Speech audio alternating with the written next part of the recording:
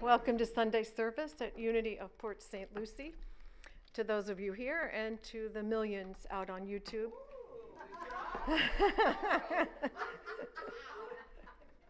All right. Send $1.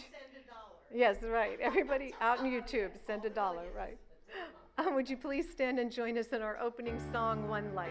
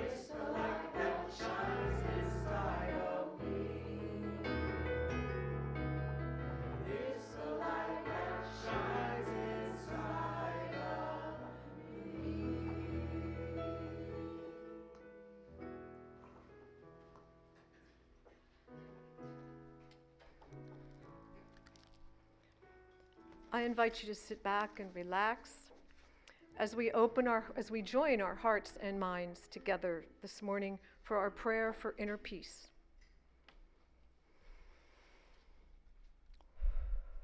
Creator of all that is, I open my heart and mind this morning to the presence of God that is within me and in everyone and everything, that one power and one presence.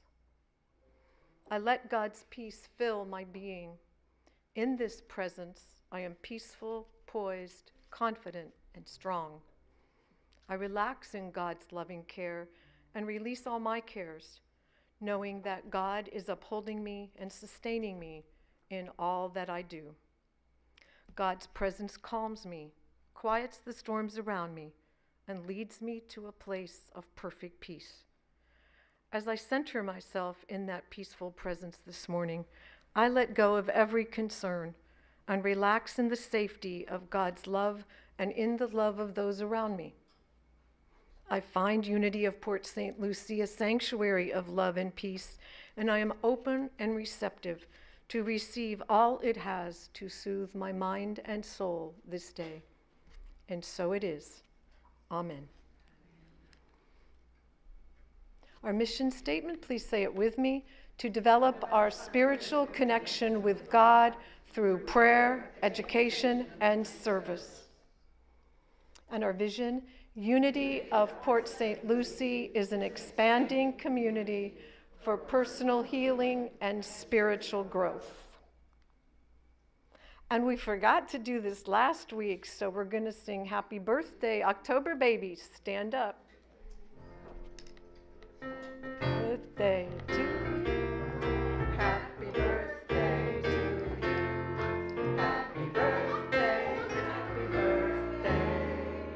Happy birthday to you.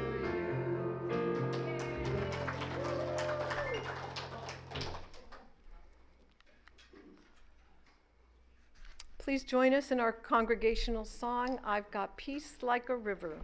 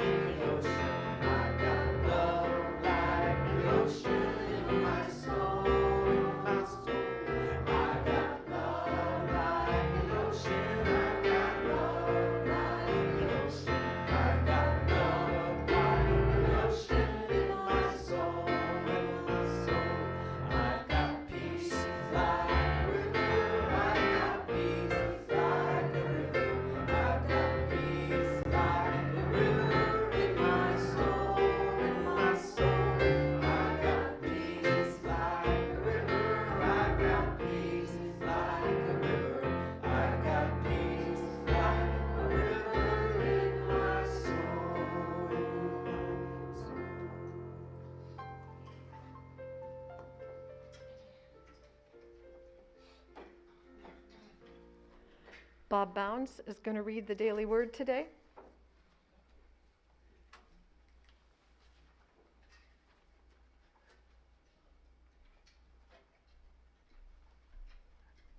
Good morning. Today's word is joy. A growing awareness of God's presence is my greatest joy. Awakening from a restful sleep, I give thanks for the new day and all the people who will be part of it. Although I cannot know what will happen as this day unfolds, I remind myself that everything and everyone might lead me to a deeper awareness of God. This growing awareness is my greatest joy. Even if the day includes less than happy experiences, I will know the quiet joy and comforting strength of the peaceful presence of God that is with me always. I will rejoice today in being alive, able to think, to feel, to appreciate the sights, sounds, and aromas that fill my environment. I will discover joy anew as I recognize each person I meet today as a unique expression of the wonder of God. And from Psalms chapter 118, verse 24, this is the day that the Lord has made. Let us rejoice and be glad in it. And we repeat the affirmation, a growing awareness of God's presence is my greatest joy.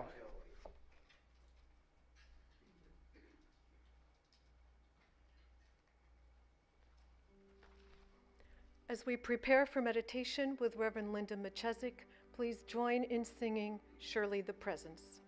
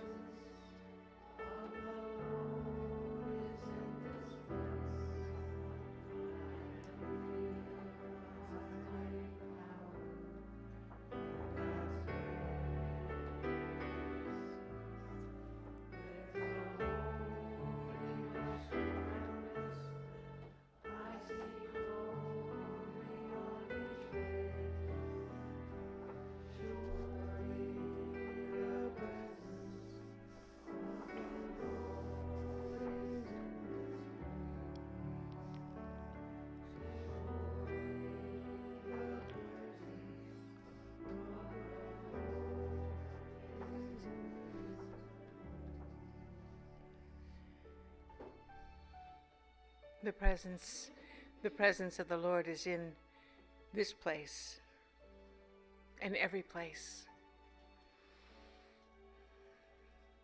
This is the month of zeal, another word for joy, here in our church.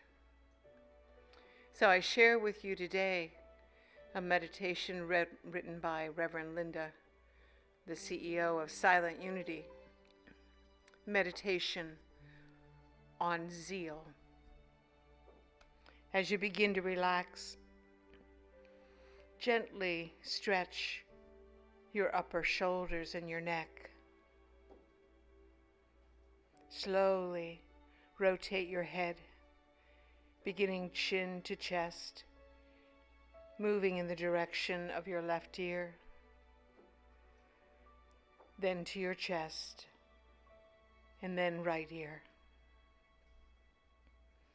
Breathing in and out intentionally, softening. Inhaling, lift your shoulders toward your ears. Hold that posture and breathe. Then release and become still.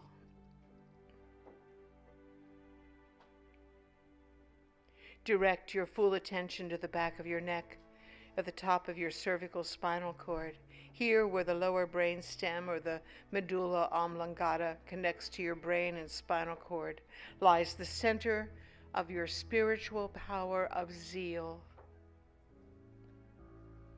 The medulla oblongata controls important automatic functions like breathing, blood pressure, and heart rate. Visualize a vibrant orange glow permeating the back of your neck and deep within your brain. Send the message, relax, relax, to your brain. Relax. And sense the slowing of breath and pulse as you still your body and quiet your mind. I am the magnificent power of zeal. I am enthusiastic, audacious, and devoted. Let these words be yours. I eagerly awaken each morning on purpose, exuberant about the choices ahead of me. I boldly think, envision, and act in the direction of my intentions. I devote my thought, energy, and time toward being a blessing by using my gifts and my talents for good. I am the ever-flowing, always forward-moving vibration of possibility. I remain attentive to the present moment, knowing that my focus on the present is my ticket to my desired future. I am centered in the evolutionary divine power of zeal, an inexhaustible supply of passion and readiness. I do not dissipate this power by empty or frenetic activity. Instead, I remain wholehearted and single-minded in my spiritual practice of enthusiasm, audacity, and devotion. I am inspired and focused, exhilarated by my sense of purpose. Let us sit together, friends, in the silence.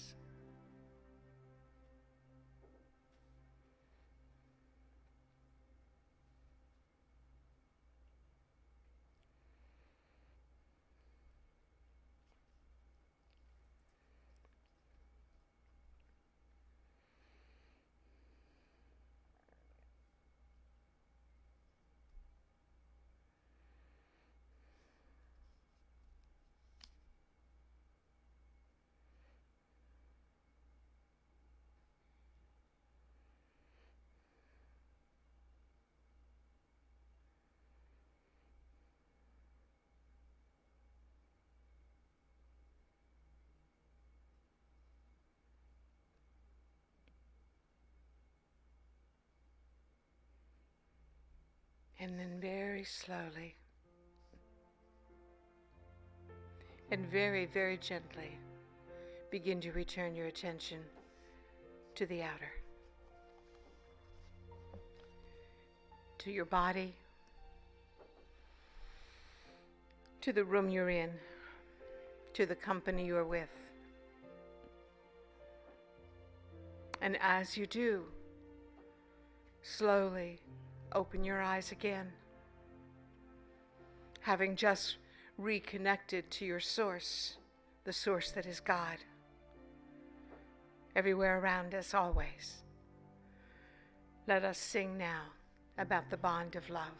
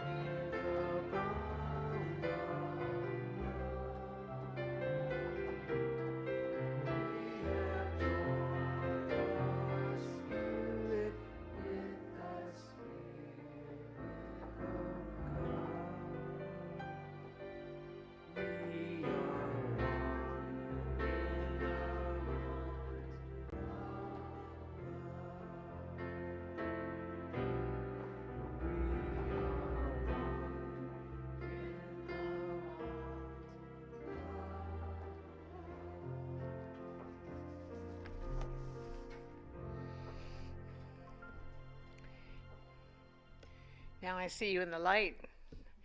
A few moments ago, I saw you in the darkness during meditation. Of course, you're always in the light. You know that, right? Good morning again, everyone. Wonderful to see you. It's a wrap. I love that. I had so much fun finding that image and choosing that title.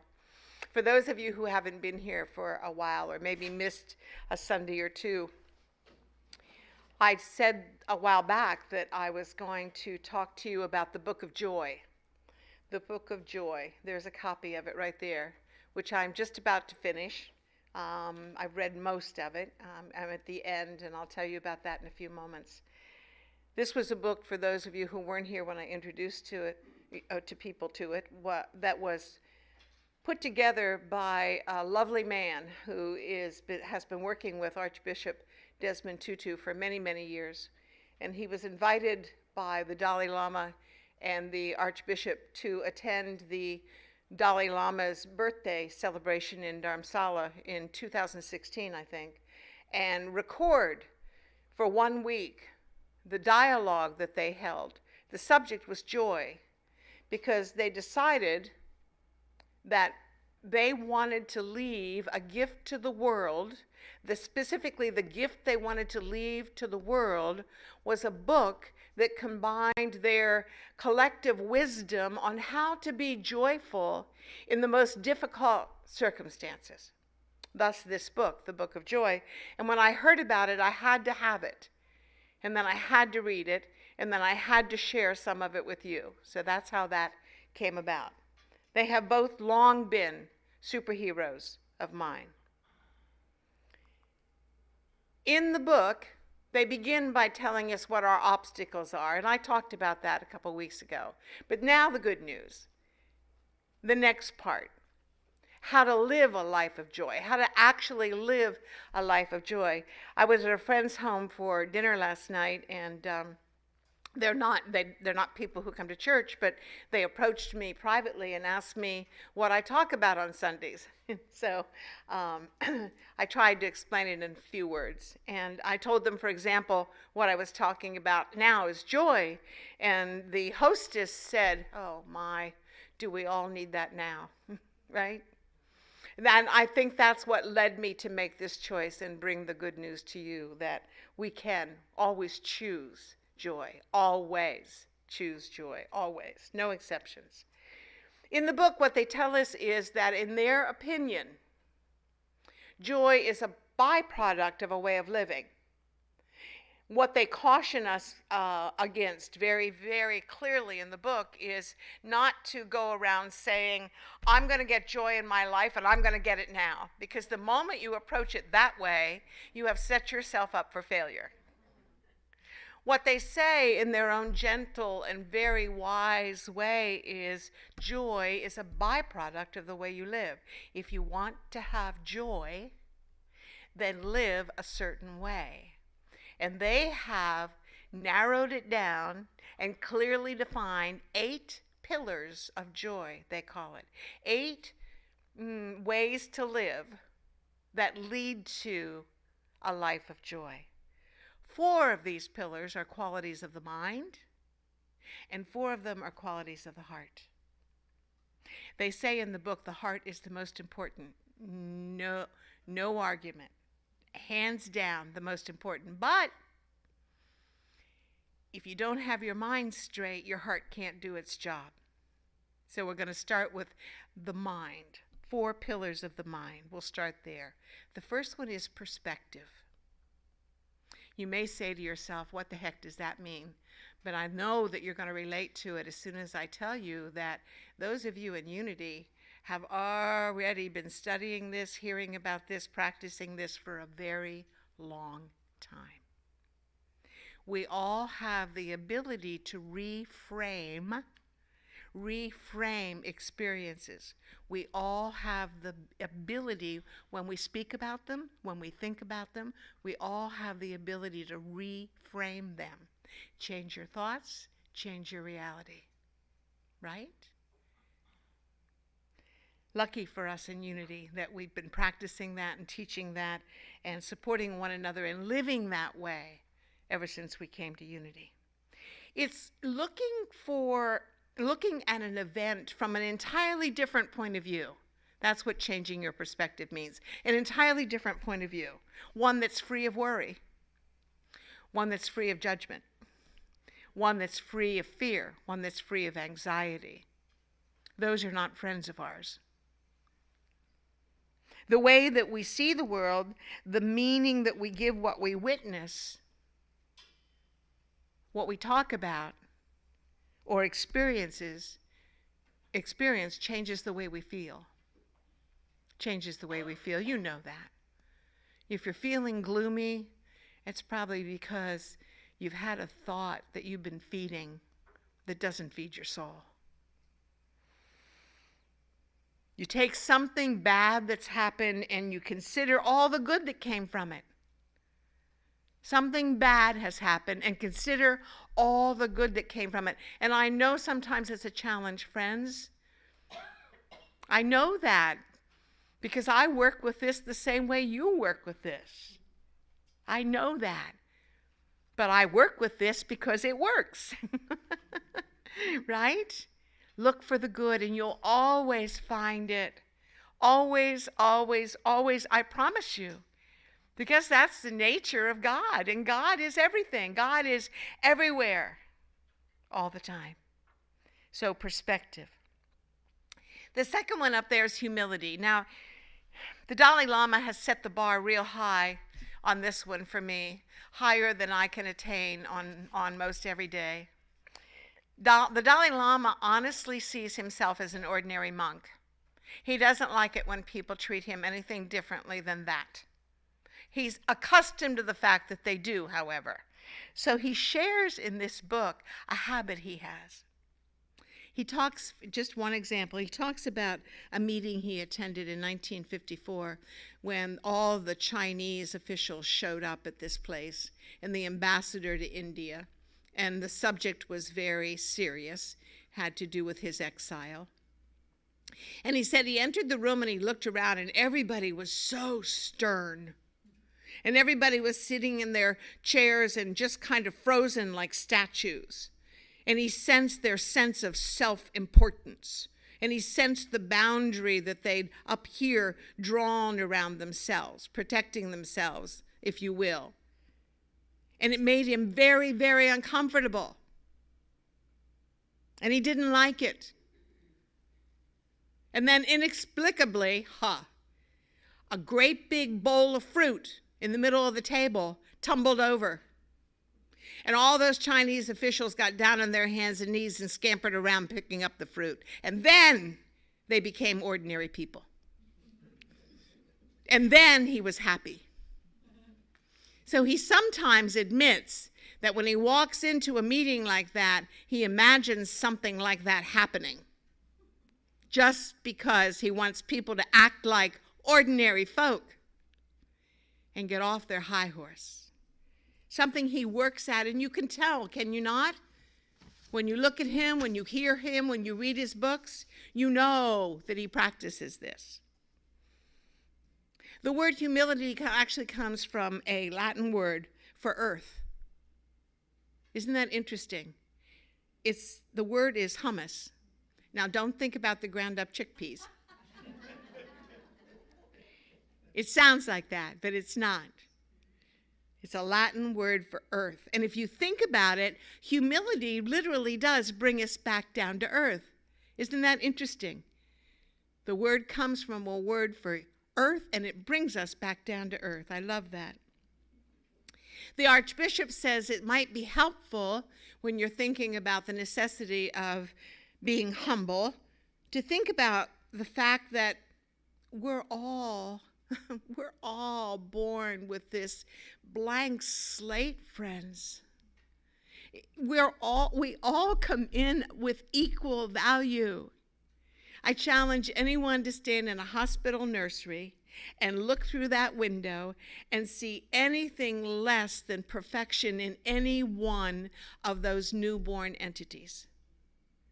We are all equal under God in creation. The Archbishop says it's helpful to remember that. The Dalai Lama says in his book, there's a Tibetan prayer, and I loved it. I want to share it with you. Whenever I see someone, may I never feel superior. Now, isn't that simple? But isn't that extraordinarily powerful? Whenever I see someone, may I never feel superior, ever. From the depth of my heart, may I be able to appreciate the person in front of me. From the depth of my heart, may I be able to appreciate the person in front of me. Beautiful prayers, aren't they? Powerful prayers. The next one is laughter. Look at this. The man who put the book together on their behalf said there was so much laughter all week long. Laughter all the time, every day. These two men find things to laugh about, but never at the expense of someone else.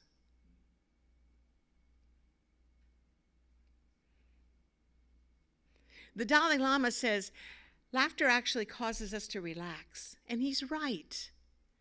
I never thought about it that way, but it's true.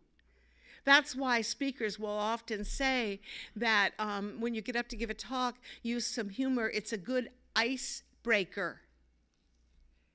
It's exactly what that statement's about. It causes everyone to just relax. Just relax. Both leaders say that laughter is a direct line between us. When we share a belly laugh, we've just connected ourselves soul to soul, innocence to innocence, directly, without any fuss or any muss. Laughter. The next one is acceptance. Acceptance. And again, in unity, and most of you have been in unity for a while, you'll understand that this is a unity foundational teaching. Both of these leaders said, in fact, that acceptance is the only place where change can start. Think about it. Acceptance. Even if it means accepting the other point of view is different than ours and we're not happy with it. That's acceptance. Just going that far is a huge step in the right direction. It's the only way change can begin to happen. Acceptance. The Dalai Lama explains that he lives by one of his master teachers who wrote a series of questions that are meant to take into meditation. Am I making that banging noise? Okay. So the Dalai Lama says that his master, and I didn't catch the name, teacher, wrote a bunch of contemplative questions that you're meant to sit and meditate on. And these two blew my mind. Why be unhappy about something if it can be remedied? Why be unhappy about something if it can be remedied? Second question. What's the use of being unhappy if it cannot be remedied? Aren't they powerful? I love those as questions for consideration, contemplation. In unity, we teach there's only one power, right? We have songs about it. Only one power in the universe, and that's God.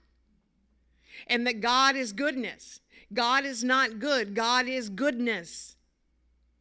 Whenever you see goodness, that's God in action. That's spirit. Well, if there's only one power, and that power is all good all the time, then there's only goodness. It's logical. I took logic in college. I recognize it when I see it. It's logical. We share this basic platform for living with the Dalai Lama. Yay, us. And all of those all over the world who live by this same teaching. You know, it occurred to me that it's important to remind ourselves that acceptance isn't the equivalent of resignation either, or defeat. In other words, acceptance in this context of living the highest, most joyful life possible, acceptance in a spiritual context means that we exercise our faith that whatever appears to be less than good only appears that way because we're not yet capable of understanding the truth with a capital T. Jesus said, I'm only going to tell you so much because you're not ready to hear the rest. Yes, he did. I just paraphrased. He didn't say quite that way, but I said it in a way that you get it, right?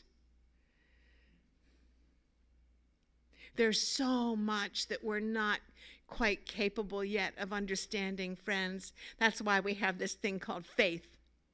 You know, if you feel it right here in your core, that it's true, that it is your truth, and you walk on it in faith. You step out on that belief in faith. Acceptance, according to these two men, allows us to move into the fullness of joy. And we know this, friends, still because we're human. And as such, we have some resistance to accepting that everything's in divine order, or is it just me? When things don't happen the way you want, don't you fuss on some level? Some of you fuss more than others. Some days I fuss more than other days. But that appears to be our nature as human beings. We fuss when things don't go the way that we think they should. But we accept it, ultimately, friends. We work on being able to accept it. That's it, just accept it. It's a very Buddhist teaching, by the way. It also happens to be a foundational unity teaching, just put differently.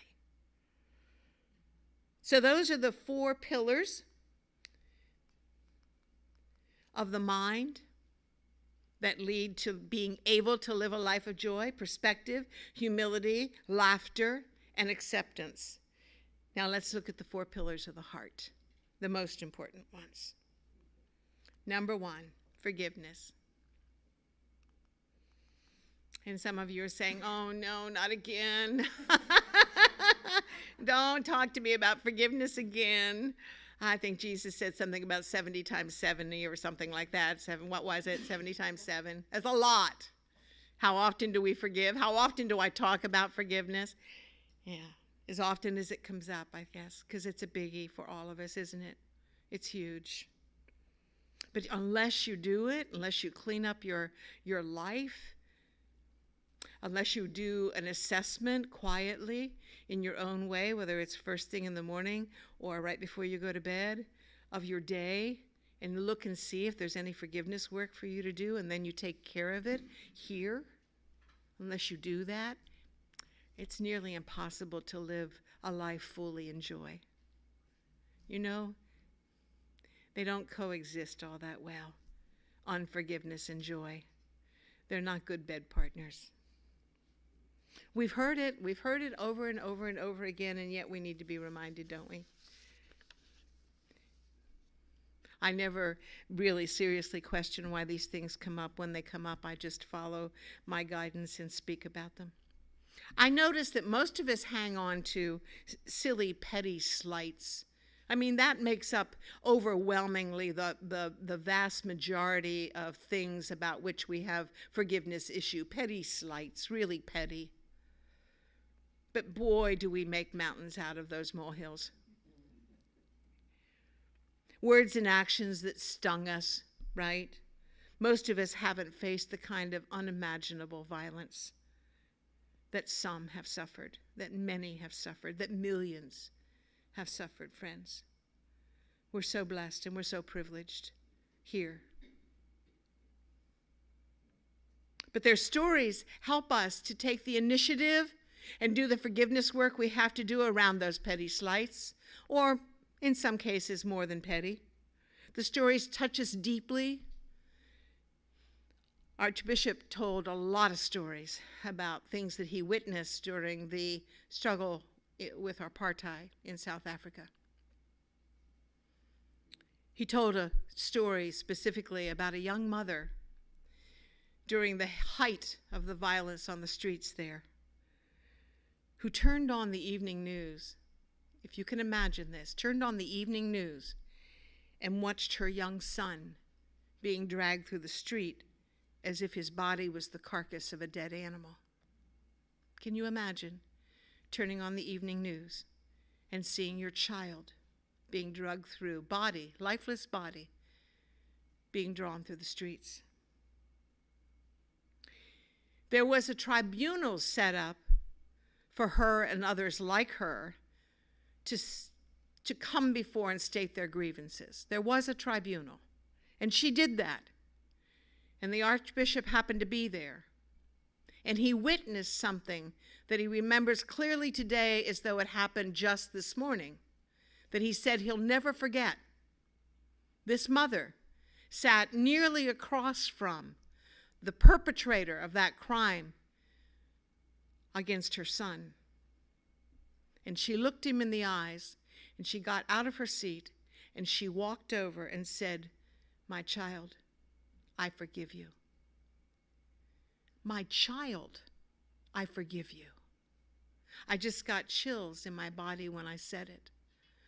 Thank God most of us have never experienced brutality like that. That's much more than a petty slight, is it not? But stories like that motivate me, and I'm sure motivate you, to do whatever forgiveness work is mine to do, because clearly, if people like this mother can do it, so can I. And so can you. And so must we. To fulfill the mandate to be the Christ light on this planet, we must. The Dalai Lama, when asked how he manages to forgive everybody who's wronged him, and there are certainly many who have. I don't know many people who've been exiled from their home forevermore. And he says he's practiced feeling genuine concern for the perpetrator's soul. He's practiced it. Practiced feeling genuine concern for the perpetrator's soul. He explains that after all, in Christianity, many believe that wrongdoing will take you straight to hell. Buddhists believe that wrongdoing creates karma that can bring about very serious negative consequences. So whatever your belief, he says, when you develop a sense of concern about the wrongdoer's soul, it might be easier for you to forgive and accept. And then he goes on to say this, and this is important, friends, and I want to share this with you. There's a distinction between the perpetrator or the wrongdoer and the deed. There's a distinction between the perpetrator, the wrongdoer, and the wrongdoing. He said most emphatically that where wrong action is concerned, it may be necessary to take appropriate counteraction against it. Toward the actor, you can still choose to forgive. Do you get that? Important distinction. I've known that for a long time, but getting the Dalai Lama's permission was important to me. That's how much I think of the Dalai Lama. Never lose sight of the humanity of the person while responding to the wrong with clarity and firmness. One of the greatest delights in reading this book for me has been getting a glimpse into the relationship between these two friends, which is absolutely beautiful. Will make your heart soar, I promise you. The little snippets of dialogue between them, the instances of the way that they tease each other or hold each other or stroke each other. Magnificent examples of the love that they have for each other. And I have to share this with you. Desmond Tutu grew up with an extraordinarily abusive father who was an alcoholic. He had a very, very, very difficult childhood with that man. And he took that difficulty with him all the way to his father's deathbed, and couldn't be there at the very last moment when his father tried to contact him and said, I need to talk to you. The archbishop was too busy, and then the next call he got, his father was dead. And so for the rest of his life, until he gets buried in the ground, he says he will be wondering whether or not finally his father was about to say, I'm sorry. He's a human being at the end of the day, just like us. So he's sharing all of this, not only in the book, it's in the book because he sat and shared it all with the Dalai Lama, who's sitting there and listening to this heartfelt story. And when the story was over, here's what it says in the book. The Dalai Lama was the first one to speak. He turned finally to his translator and he spoke in Tibetan. And the translator said, he's saying, Archbishop, that you spoke about how wonderful your father was when he was sober?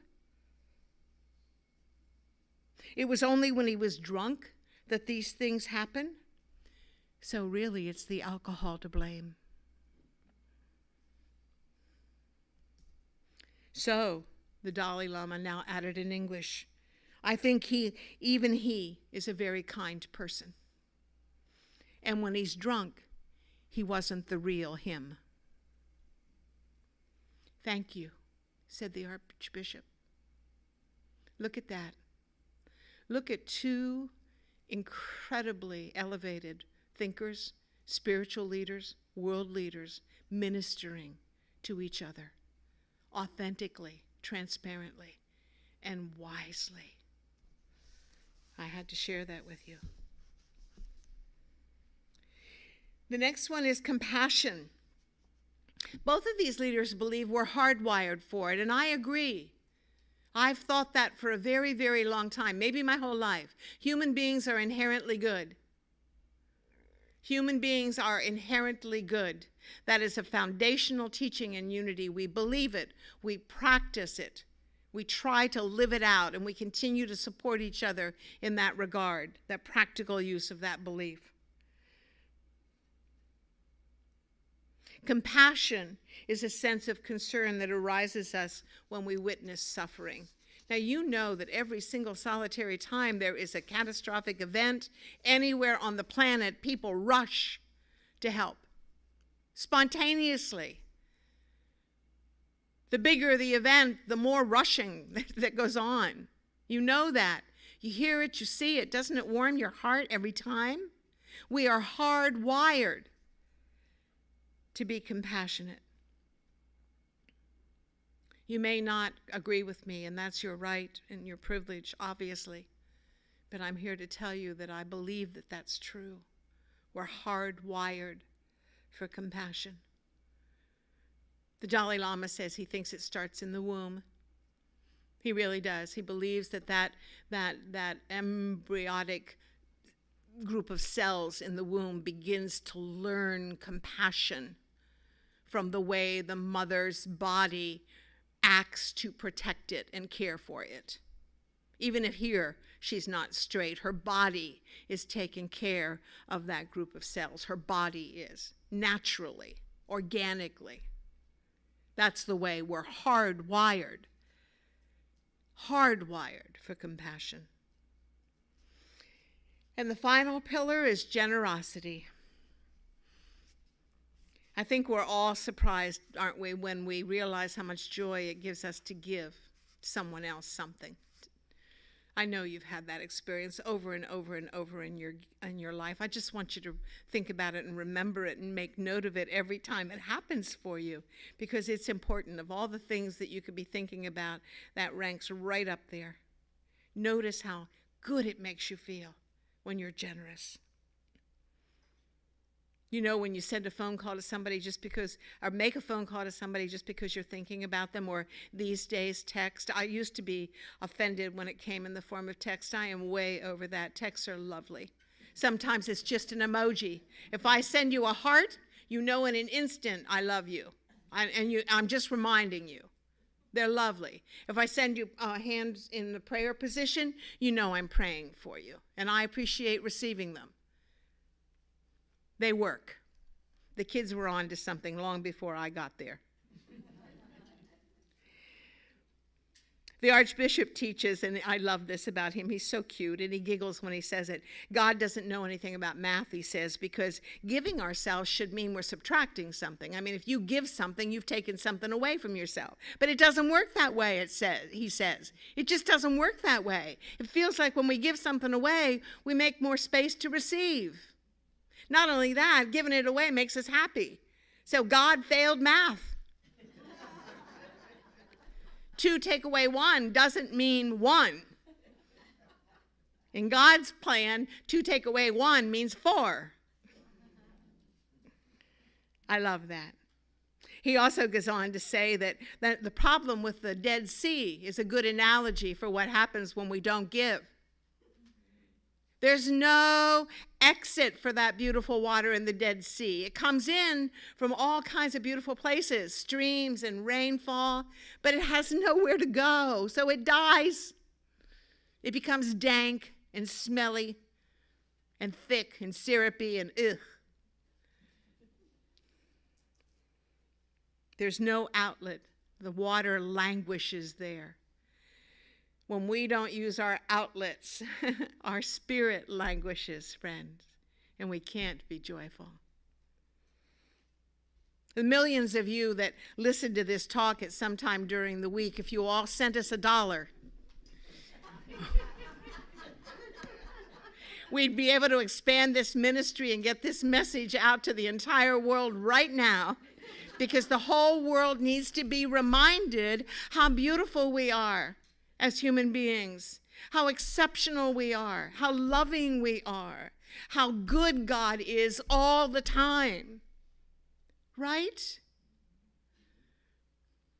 Your board treasurer said to me just yesterday that he thinks probably we have a positive message that most people would really appreciate hearing right now. So the millions of you send us $1 a piece and we'll be able to get that message out right away. Hey, it worked for the television evangelists of my grandmother's generation, so I figured I'd try it. I'll be happy to give you our mailing address. We have people here, myself included, who are working for the same amount of money that we were working for a decade ago. Not a single solitary penny increase.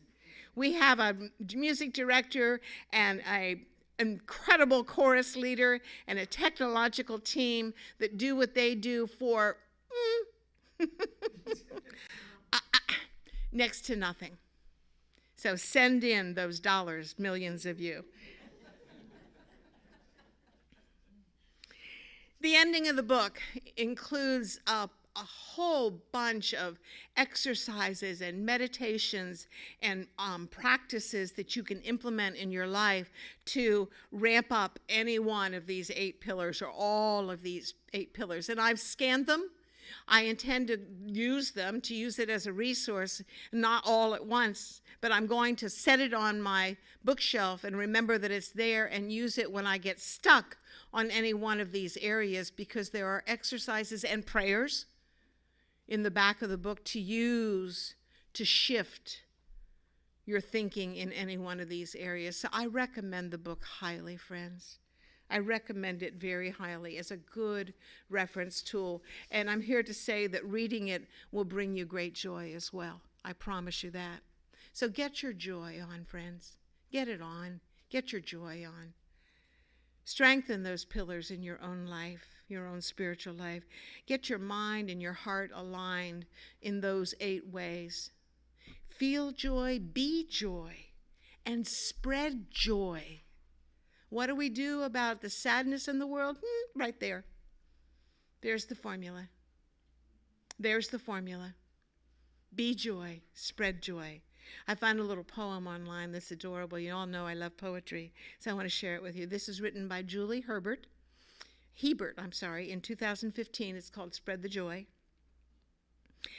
I wished upon a star tonight, the one above my tree. It brought me so much joy, you see. It brought it all to me. So much joy flows through my veins. It's almost spilling out It's time to share this joy with others. This, I have no doubt. If joy is given out to me through a wishing star, it must be meant for more than me, can't be bottled in a jar. Share it wide and share it tall. Let everyone feel it. Let's spread it like wildfire, bringing life and love with it. Thank you. God bless you.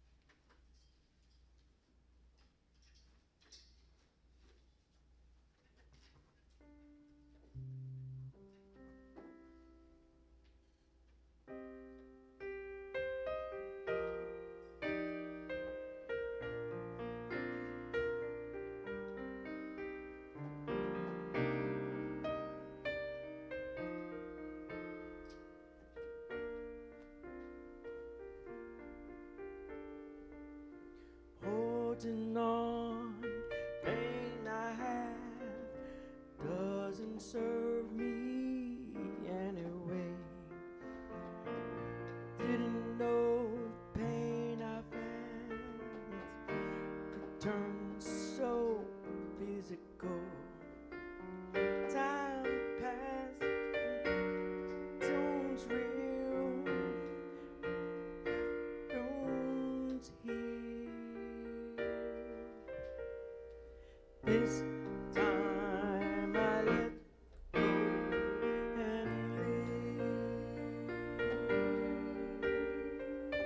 This time I let go and live. Time to move on. Life is short. Thankful for His saving grace. God has spoken loud and clear. There's so much more to give. Time passes, pain lasts, wounds heal, but heal.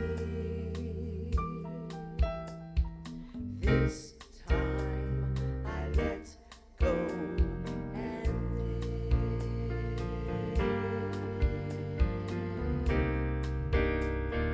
Let go and live.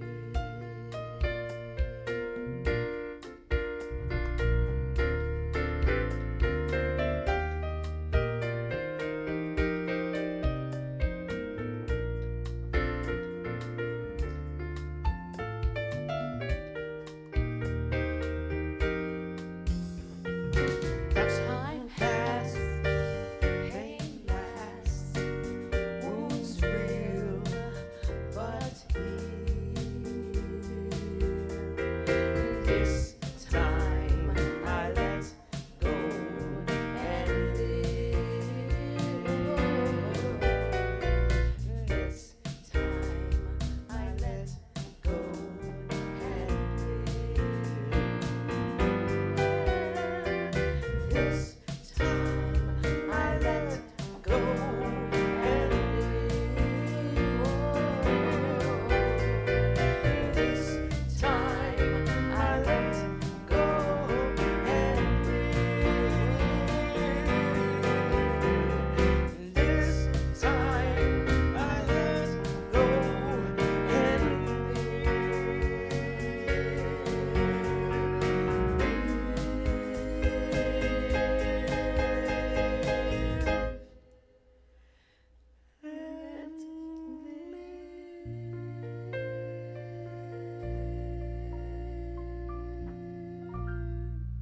May I sing something? Thank you. I'm going to send out prayers to my family, my uncle, my dad's baby brother, my dad's sister passed last March 23rd, on my uncle's birthday, and then my dad passed the same year of 2020. And my dad's baby brother, he's the last living sibling. My grandparents are there, my uncle's wife, their older brother, my Aunt Loretta, and my dad. And the family's on watch and making their rounds to see him. So I want to sing this song.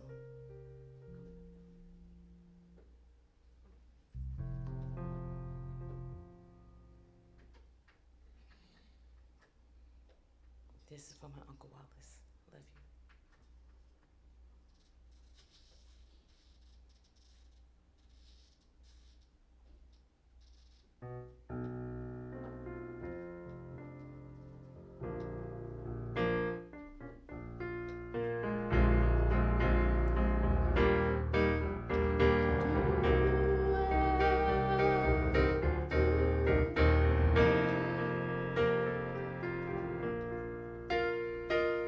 See if anybody asks you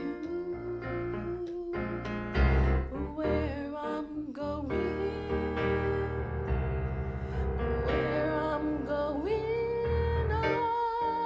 soon.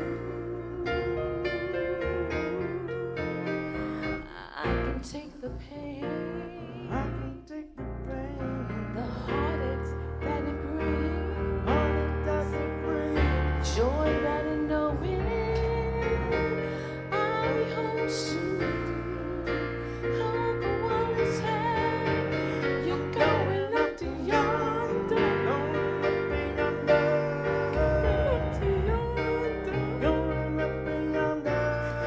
going up to yonder, to be with my Lord. Yes, you're going up to yonder, going up to yonder, he's going up to yonder, to be with my Lord.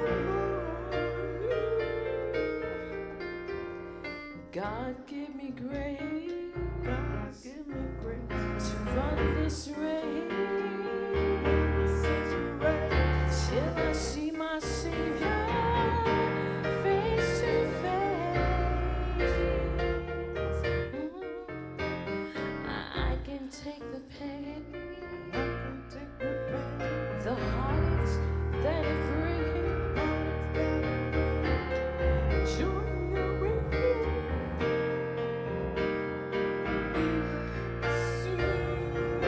yes, he's going up to yonder, going up to yonder, he's going up to yonder, to be with my Lord. Hey, he's going up to yonder, going up to yonder, he's going up to yonder, to be with my Lord.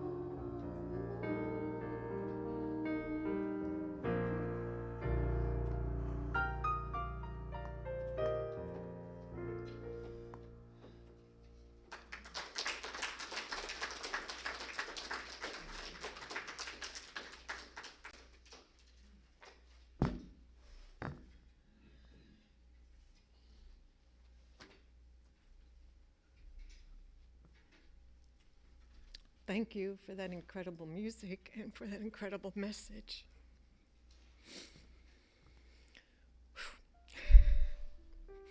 Now's the time in the service when we take out our tithes, our offerings, we hold them, bless them with our energy as we recite together. Divine love through me blesses and multiplies all that I am, all that I give, and all that I receive. I give in love because I love to give.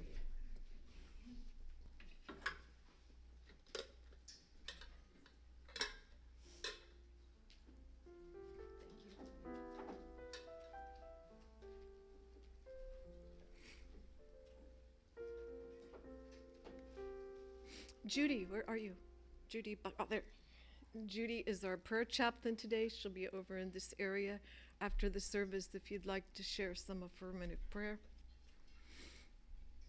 Spiritual discussion is back on, so the next one is a week from this Tuesday. Today's the 10th, about the 19th, around in there. Okay, the board needs your input. You're looking at a calendar for December. It is scheduled and going to happen. Shepherd and Green's Christmas show will be December 19th.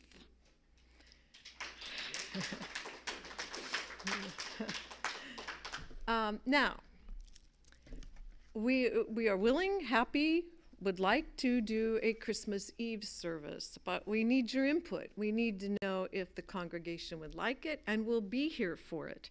Because if you look at the calendar, Christmas Eve is on the 24th, which means we would have Christmas Eve service then. But Sunday then, no, it's the 26th, yeah. So like 2 days later, there would be regular church service. So we're just, if you could, raise your hand if you would be interested in attending a Christmas Eve service. Well, if you're not sure, but you would if you could, raise your hand too. We'd like to know about, would if I could. Okay. Okay, thank you.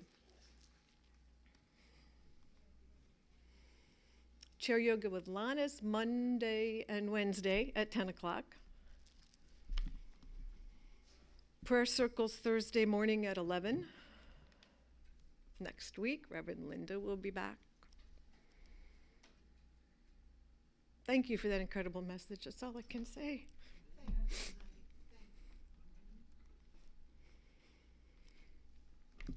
And thanks to everybody who comes early, stays late, prepares before, after, during, fixes my mistake when I didn't go forward to the meditation. Who did that, Renee? Somebody forwarded the slide. Paul? Somebody forwarded the slideshow when I forgot to. So thank you. Turned on these blue lights. I thought about that. So yeah, thanks to everybody. Okay, come on back up. Thursday, there is choir rehearsal. Don't be late, be early. Jeff, how? Aren't you at notes on Thursday at 7? Yes, don't worry, it's going to work. Okay, just checking. Are you, me or you? I don't care. Okay. Oh, she asked me when I'm crying. Yeah, good, great. No, it's fine. It's okay, I've cried here before. Nothing new. Creator of all that is, oh, we so bless this service and these incredible people and the gifts that they've given. We bless it to your use through unity of Port St. Lucie. Please read our hearts. Linda's family, just so many of us know people who are going through things. Read our hearts. Surround all those people and all the people in the prayer box with the beautiful light, love, comfort, peace of mind, and the knowledge that all is well, all is in divine order, and all is as it should be. And for this we say, thank you, God, and so it is. Amen.